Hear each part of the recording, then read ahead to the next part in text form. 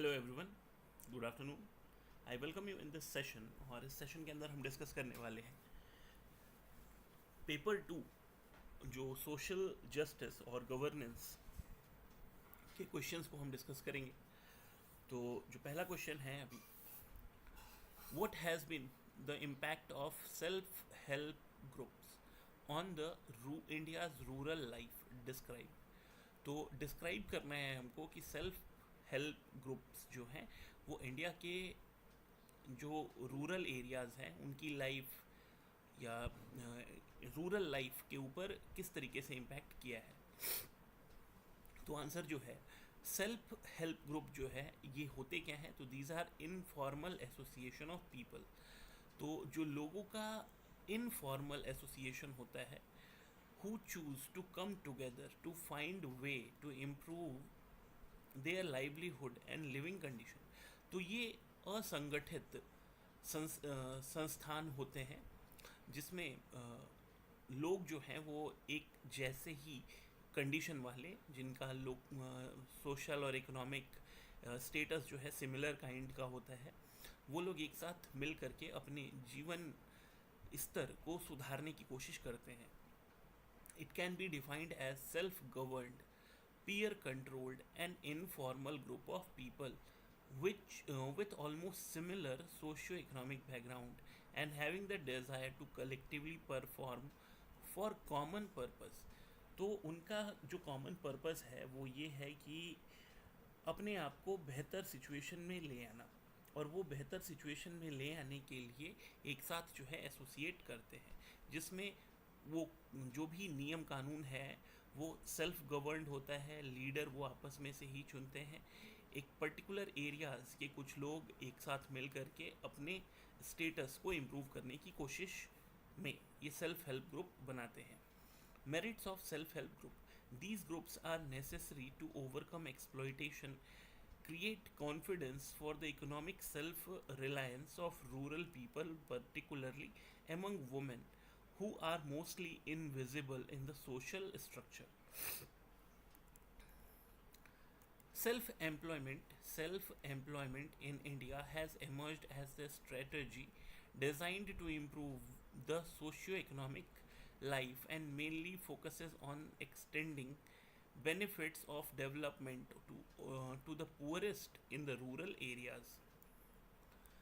Micro enterprises and self-help group are playing dominant role in the self-employment by raising the level of income and standard of living of rural people. From dairy to mechanized farming, weaving, poultry, food processing units and mushroom cultivation, rural India has been busy in setting up micro enterprises by forming self help group. तो self help group जो है ये एक साथ आते हैं। Self help group में जो लोग हैं वो एक साथ आते हैं और माइक्रो एंटरप्राइजेज़ को सेटअप करते हैं, जिसमें डेयरी में से लेकर के मैकेनाइज्ड फार्मिंग तक सब कुछ होता है। वीविंग है, पोल्ट्री है, फूड प्रोसेसिंग यूनिट है, मशरूम कल्टीवेशन, ये सब चीज़ें होती हैं, ये लोग करते हैं सेल्फ हेल्प ग्रुप फॉर्म करके।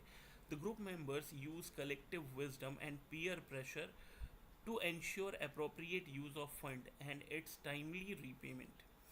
तो पैसे का सही तरीके से सुनियोजित इस्तेमाल जो है वो सेल्फ हेल्प ग्रुप में किया जाता है।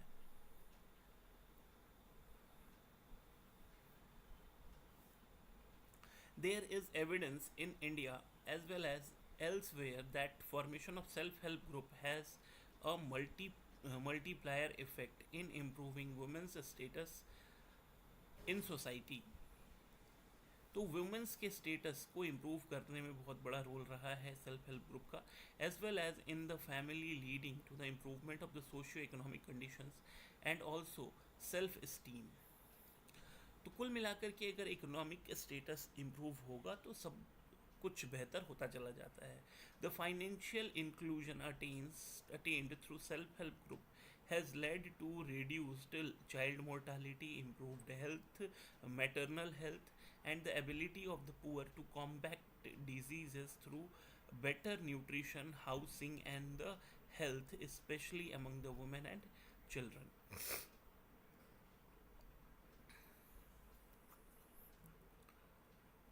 Economic empowerment through self-help group provides women the confidence for participating in the decision making affairs at the household level as well as community level.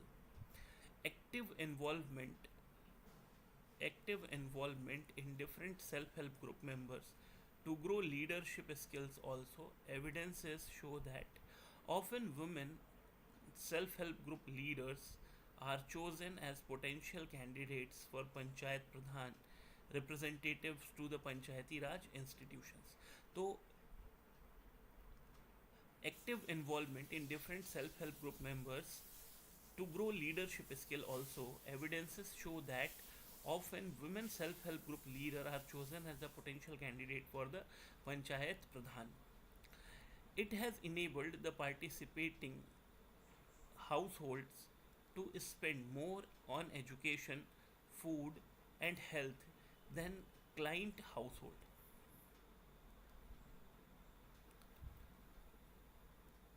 So it has enabled the participating households to spend more on education, food, health than non-client household.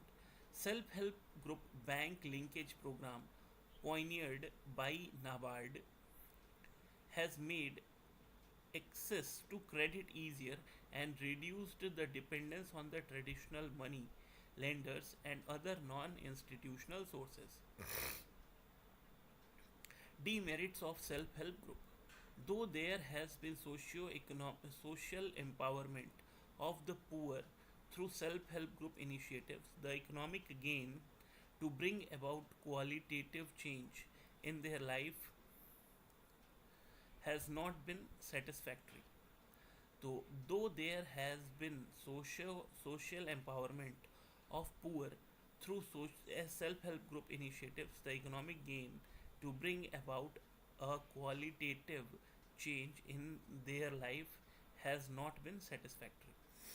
There is a lack of qualified resource personnel, and institutional mechanism for capacity building, skill training, and skill upgradation in the rural areas. तो there is lack of qualified resource personnel and ये जो demerits हैं self help group के उन पे अगर हम बात करें तो दो there has been social empowerment of the poor through self help group initiative, the economic gain to bring about qualitative change in their life has not been satisfactory. तो फ़ायदा तो हुआ है लेकिन बहुत ही अच्छा फ़ायदा जिसको कहते हैं वैसा कुछ देखने को नहीं मिला है सेल्फ हेल्प ग्रुप के अंदर. फिर यहाँ पे there is a lack of qualified resource personal and institutional mechanism for the capacity building, skill training and the skill upgradation in the rural areas. तो यहाँ पे फाइनेंशियल क्रंचेस तो रहते ही हैं, साथ के साथ कैपेसिटी बिल्डिंग का मैकेनिज्म नहीं है इनके पास, स्किल ट्रेनिंग नहीं है, स्किल अपग्रेडेशन नहीं होता, कोई ट्रेनिंग वगैरह नहीं होती. तीसरा डिमेरिट है कि self help group are heavily dependent on their promoter NGO and government agencies. The withdrawal of support often leads to their collapse.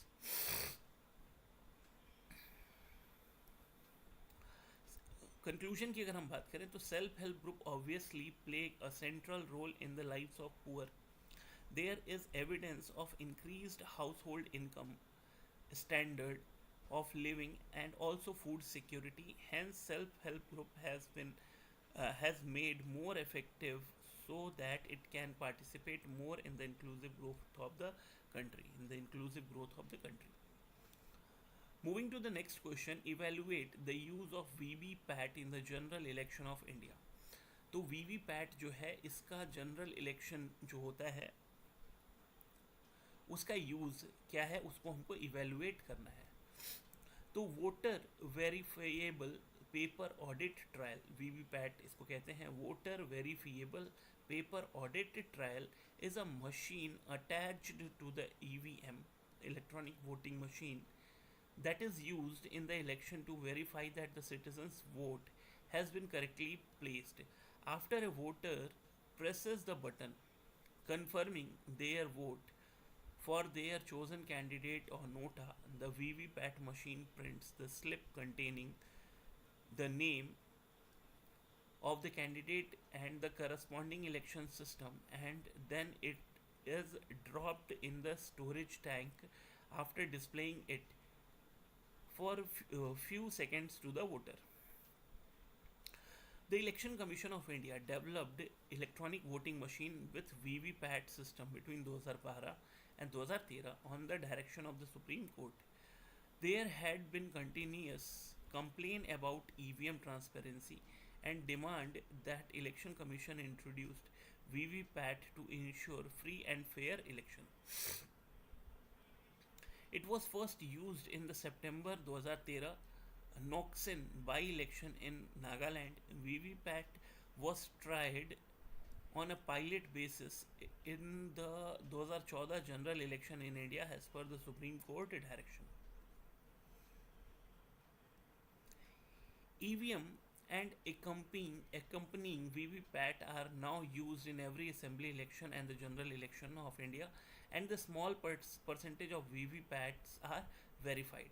In April 2019, the Supreme Court ordered the Election Commission of India to use VVPAT paper trial system in every election, in every assembly constituency, but verify about 2% of the EVM, that is 5 polling stations per constituency. The Election Commission of India states that their machine system check, safeguard procedures and election protocols are fully tamper proof. A team led by Hari Krishna Prasad Vemru of NET India Private Limited has shown that if criminals get physical possession of the EVM before voting, they can change the hardware inside and thus manipulate the result. The Prasad team recommended a VVPAT trial system for verification.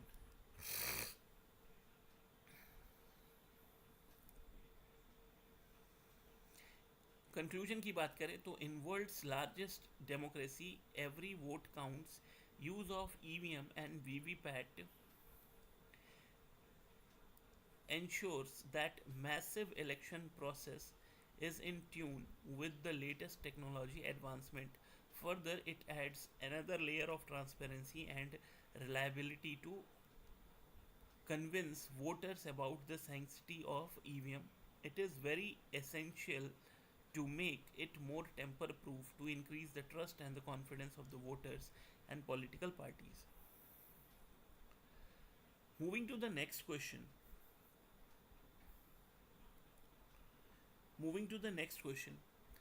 The action of Indian government on Article 370 has changed the status quo in Jammu and Kashmir.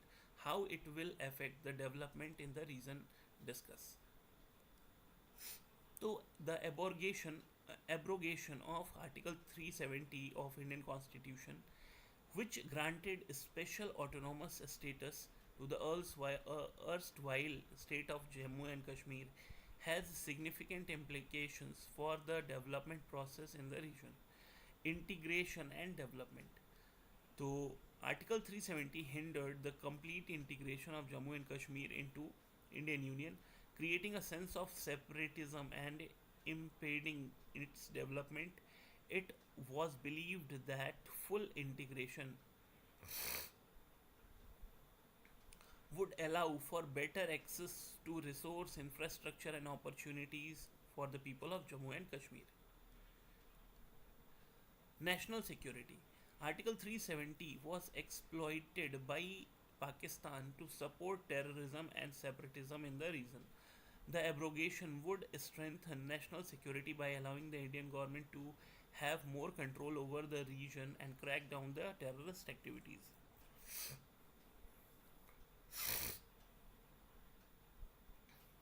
Ending discrimination. Article 370 discriminated against women, Dalit and other marginalized group in Jammu and Kashmir. The abrogation would bring them under the umbrella of Indian law and provide them with the equal rights and opportunities. Transparency and accountability. Article 370 created the lack of transparency and accountability in the governance. The abrogation would bring the state under the purview of the Central Vigilance Commission and Right to Information Act, leading to a better governance and accountability. Economic prosperity. Article 370 hindered economic development of the Jammu and Kashmir. The abrogation would allow a greater investment, tourism, and job creation in the region. Impact of Article 370 abrogation: decline in violence, improved economic development, enhanced infrastructure, increased tourism. तो tourism बढ़ेगा, infrastructure बढ़ेगा, economic development बढ़ेगा और decline in violence. अगर conclusion की बात करें तो abrogation of article 370 stands as a testament to the commitment of our parliament to the ideas of unity and good governance and national integration. By upholding the principle of Ek Bharat Shrestha Bharat, this decision not only strengthens the fabric of our nation but also reaffirms the values that bind us together as a society. It serves as a powerful reminder of the importance of collective dedication to the greater good and underscore the parliament resolve to chart a course towards a more cohesive and the prosperous India. Moving to the next question, discuss the reasons, objectives, and functions of Niti Aayog and describe the recently reorganized Niti Aayog. तो नीति आयोग जो है उसके बारे में हमको discuss करना है कि रीजंस क्या हैं नीति आयोग को बनाने के, नीति आयोग के ऑब्जेक्टिव्स क्या हैं, नीति आयोग के फंक्शंस क्या हैं, उनको डिस्क्राइब करना है. तो government of India in keeping it with its reform agenda constituted Niti Aayog, National Institution for Transforming India, in order to better serve the needs and aspiration of the people of India. Niti Aayog replaced the 65-year-old Planning Commission, which followed top-down approach. The aim of Niti Aayog is to achieve the sustainable development goals and to enhance cooperative federalism by fostering the involvement of the state government in the economic policy making process using bottoms up approach. It is the primary policy think tank of the government of India and has been set up to provide critical directional and strategic input into the development process.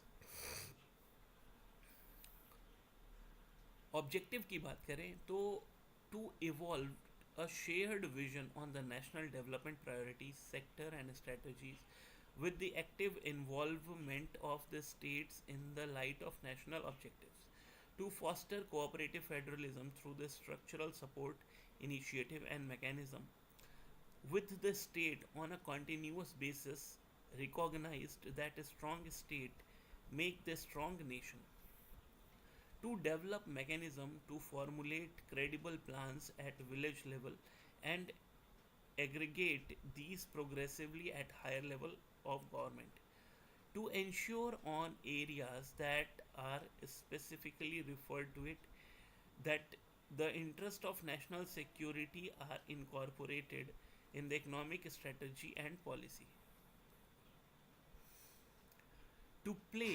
to pay a special attention to the section of our society that may be at risk of not getting adequate benefits from the economic progress, to provide advice and encourage partnership among key stakeholders and national and the international like-minded think tank as well as educational and policy research institutes.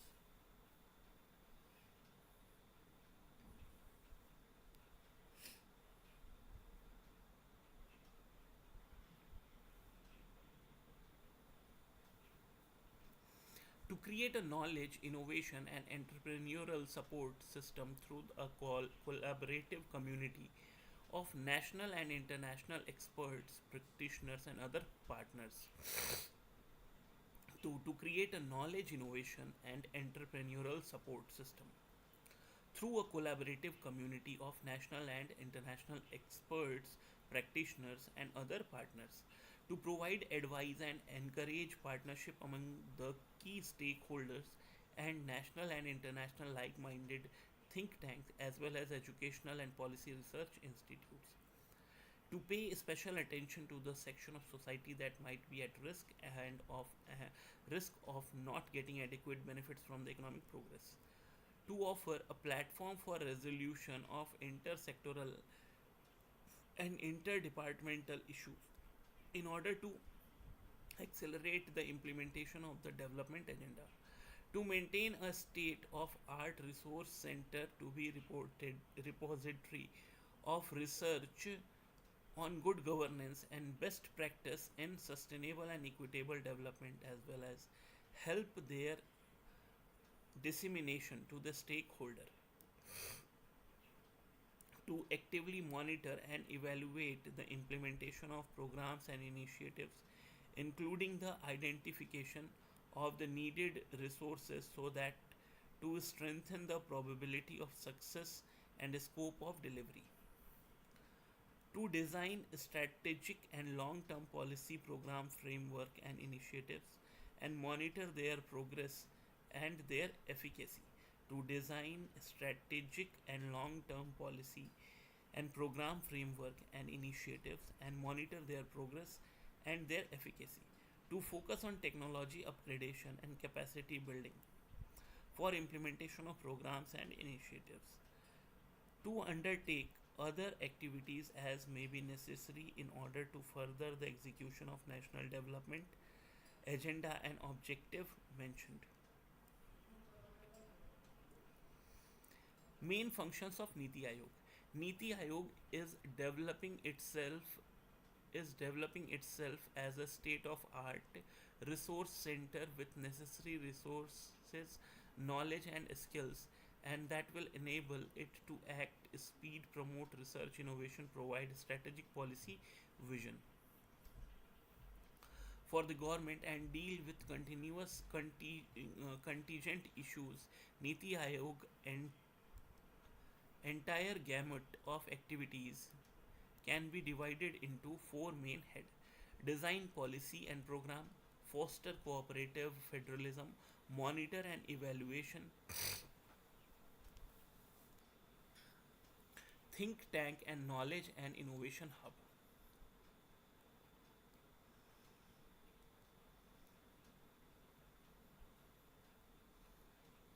Reorganization of Niti Aayog. The Prime Minister will serve as the chairman, the vice chairman along with permanent members. The ex officio member include Defense Minister, Home Minister, Minister of Finance, Minister of Cooperative Affairs, Minister of Agriculture and Farmer Welfare. Special invitees to Niti Aayog include Minister of Road, Transport, Highway, Minister of Social Justice and Empowerment, Minister of Railway and the Minister of Statistics. Niti Aayog could emerge as an agent of change over time and contribute to the government's agenda of improving governance and implementing innovative measures for better delivery of the public services. It seeks to facilitate and empower the critical requirement of good governance which is perspective, collaborative, transparent, people centric, policy driven.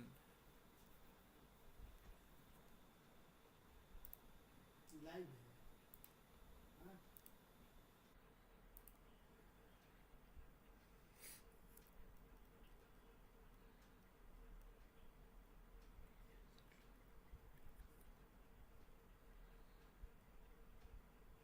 Moving to the next question, what are the main issues related to the poverty and hunger? So, what are the main issues related to the poverty and hunger?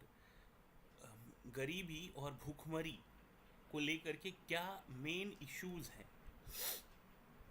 उनके बारे में हमको question में answer करना है. तो poverty and hunger are generally inter related issues. तो poverty अगर रहेगी तभी भूख होगी, गरीबी रहेगी तभी भूख होगी, भूखमरी होगी, सॉरी. तो ये दोनों ही इंटर रिलेटेड है. The main outcome of poverty is hunger. The main outcome of poverty गरीबी का आउटकम है भूखमरी. According to the World Bank, the poverty is pronounced deprivation in well-being and comprise many dimensions. So according to the World Bank, poverty is pronounced deprivation in well-being and comprise many dimensions. It includes low income and the inability to acquire good basic goods and services necessary for survival with dignity. It also encompasses low level of health and education, poor access to the clean water and sanitation, adequate physical security, lack of voice, and insufficient capacity as well as opportunity to better one's life. It also encompasses low level of health and education, poor access to clean water and sanitation, inadequate physical security, lack of voice, and sufficient capacity as well as opportunity to better one's life. Poverty is measured in India based on consumer expenditure survey of National Sample Survey Organization. So, poverty and hunger encompasses low level of health and education, poor access to the clean water and sanitation, inadequate physical security, lack of voice, and insufficient capacity as well as opportunity to better one's life. Poverty is measured in India based on consumer expenditure survey of National Sample Survey Organization. Main issues related to poverty. तो main issues क्या हैं? तो population explosion, low agricultural productivity, low rate of economic development. Economic development अगर कम है तो गरीबी रहेगी. Low rate of economic development, price rise, unemployment and climatic factors. तो गरीबी के कारण क्या क्या है? पॉपुलेशन एक्सप्लोजन है, लो production, low agricultural productivity, low rate of economic development, price rise, unemployment, and climatic factors. Issues related to the hunger. The world produces sufficient food to feed all the people of the world. Despite this, 1 in 9 around the world go hungry each day. तो issues of hunger क्या है? तो poverty है, food shortage and wastage है, food shortage and wastage, poor infrastructure, climate change, war and conflicts, discrimination.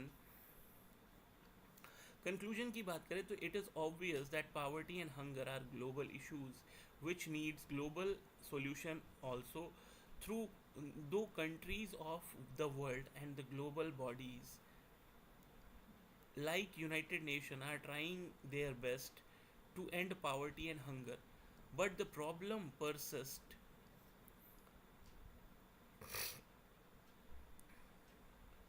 Hence more integrated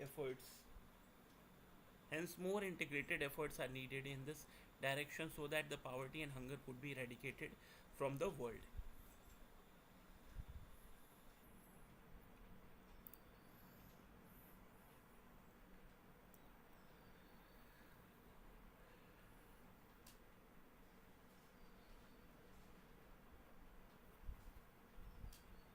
Moving to the next question, clarify e-governance. Explain the features and advantages of e-governance. तो e-governance क्या है, इसको हमको clarify करना है और explain करना है features and advantages of e-governance.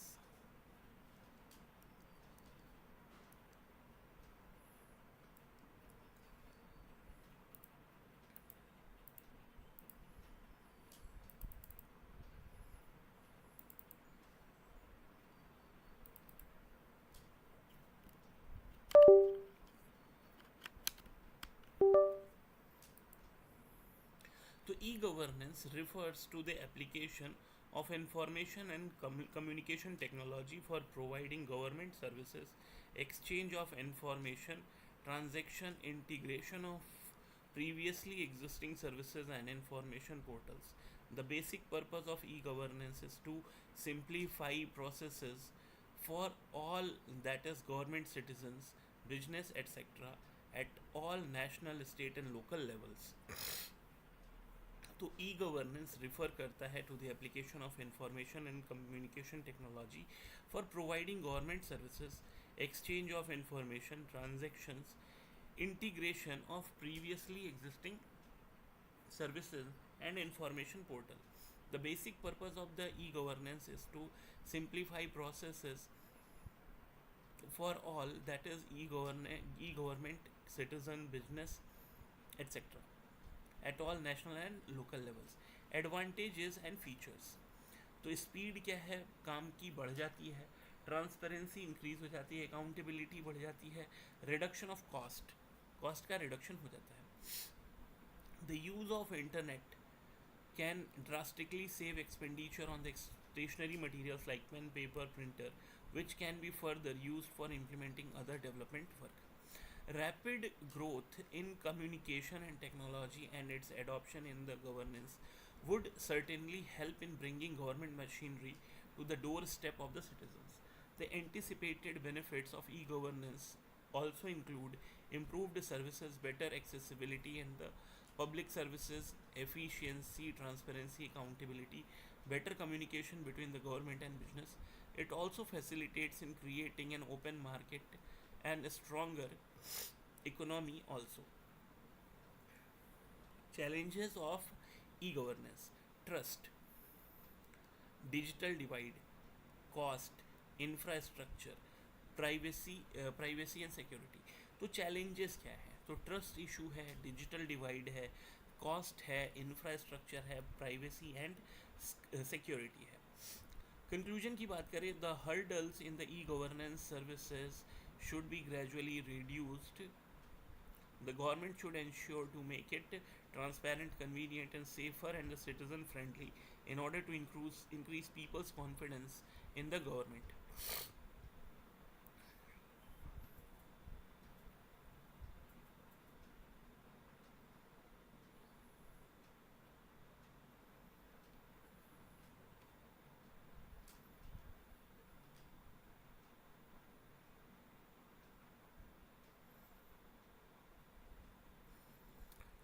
Moving to the next question, write a short note on the emergence and the use of alternative dispute redressal mechanism in India. तो alternative dispute redressal mechanism, alternate dispute redressal mechanism के ऊपर हमको चर्चा करनी है. तो alternative dispute resolution ADR mechanism provide scientifically developed technique to Indian judiciary which helps in reducing the burden on the court. Alternate dispute redressal offers to resolve all types of matters including civil, commercial, industrial, family. Thus, it is capable of providing a substitute to conventional method of resolving disputes. Emergence of ADR. Legal Services Authority Act. Legal Services Authority Act was passed in 1987 to encourage out of court settlement, and new Arbitration and Conciliation Act was enacted in 1996. The Legal Services Authority Act. Legal Services Authorities Act was passed in 1987 to encourage out of court settlement, and new Arbitration and Conciliation Act was enacted in 1996. Seeing the tremendous increase in the number of cases filed in the Court of India, resulting in pendency and delay, a resolution was adopted by the Chief Minister and the Chief Justice of the state in conference held in New Delhi in December 1993, presided by the Chief Justice of India. They opined that the court were not in a position to bear the entire burden of the judicial justice system, and dispute to resolved by the alternative methods like arbitration, mediation and negotiation. The process provided procedural Flexibility saved time and money and avoided the stress of conventional trial. Section 89 of the code Section 89 of the Code of Civil Procedure, as amended in 2002, introduced conciliation, mediation, and pre-trial settlement methodologies for alternative resolution of dispute. Besides negotiation, consumer forum, lok adalat, and banking ombudsman have already been accepted and organized as effective ADR methodologies. So, Section 89 of the Code of Civil Procedure, as amended in 2002, introduced conciliation, mediation, and pre-trial settlement methodologies for effective resolution of disputes.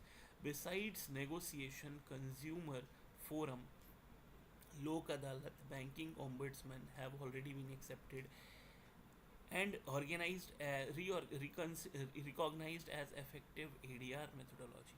Lok Adalat has been given statutory status under the Legal Services Act 1987. Lok Adalat comprises of informal setting which facilitates negotiations in the presence of judicial officer, where in case of dispensed without undue emphasis on legal technicalities. The order of Lok Adalat is final and binding on the parties and is not appealable in the court of law. Lok Adalat has been given a statutory status under the Legal Services Act 1987.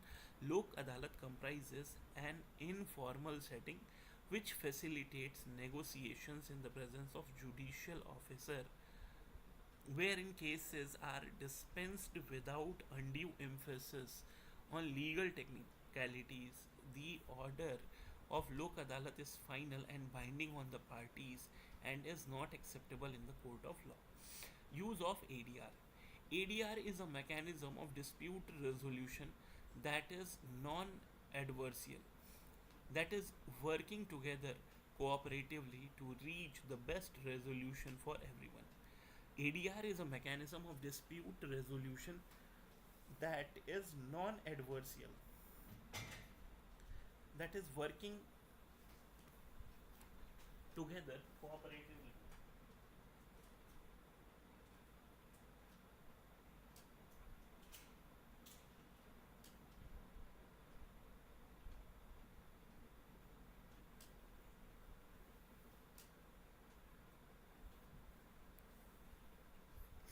So, ADR is a mechanism of dispute resolution that is not adversarial, that is, working together cooperatively to reach the best resolution for everyone. ADR facilitates parties to deal with underlying issues in more cost effective manner and increased efficacy.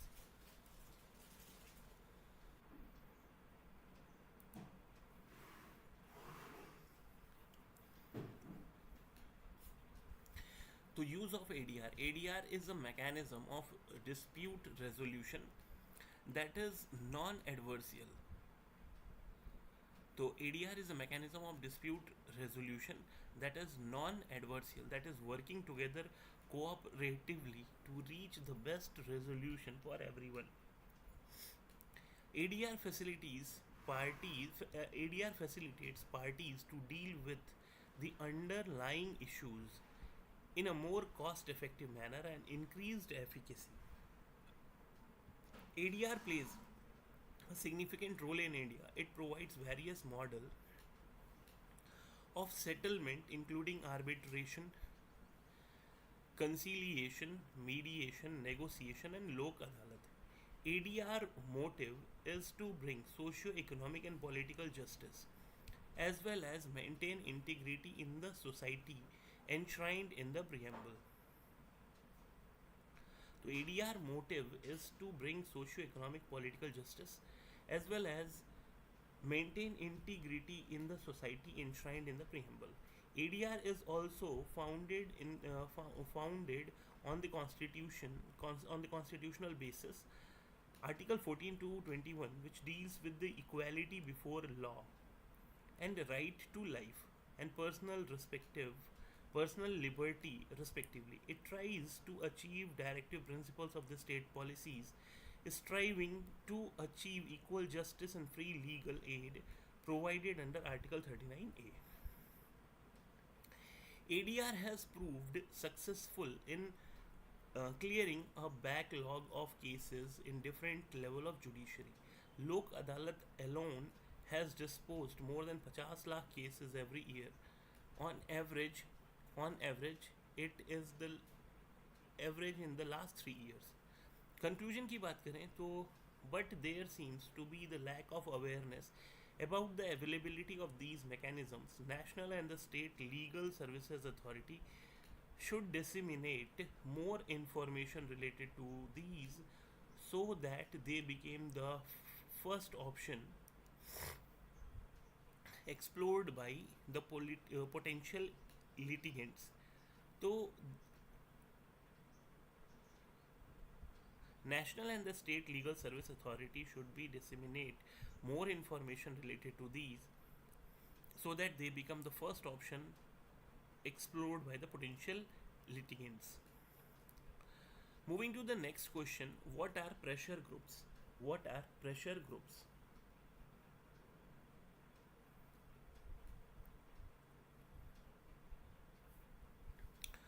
How do they aid or hinder the policy making of the state? The pressure group or the interest group or are organizations formed by the group of people who share a common interest of goal and seek influence policy decisions. These groups aim to advance their specific causes by exerting pressure on policymakers, often through often through lobbying, public campaign and advocacy efforts. They are different from the political parties since they neither contest election nor are interested in capturing the political powers. The pressure group or interest groups are organizations formed by the group of people who share the common interest or goal and seek to influence public policy decisions. These groups aim to advance their specific causes by exerting pressures on the policymakers, often through lobbying, public campaigns, and advocacy efforts. They are different from the political party since they neither contest election nor are interested in capturing political powers. Way in which pressure groups can aid policy making. So, way in which pressure groups can aid policy making: representation of specific interest, expertise and research, mobilizing public opinion. To representation of the specific interest, expertise and research, mobilizing public opinion by raising awareness, aid policy formulation,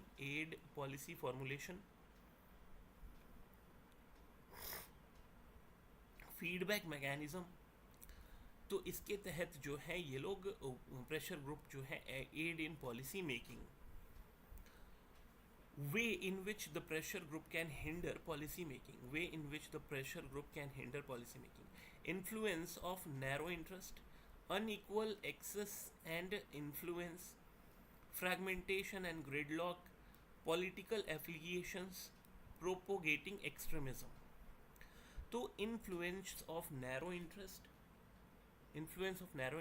unequal access and influence, fragmentation and gridlock, political affiliations, propagating extremism. अगर conclusion में देखें तो it is important to note that the impact of pressure group on the policy making varies depending on the political system, the strength of group, and the specific issue at hand. The extent of their aid or hindrance can differ in different contexts.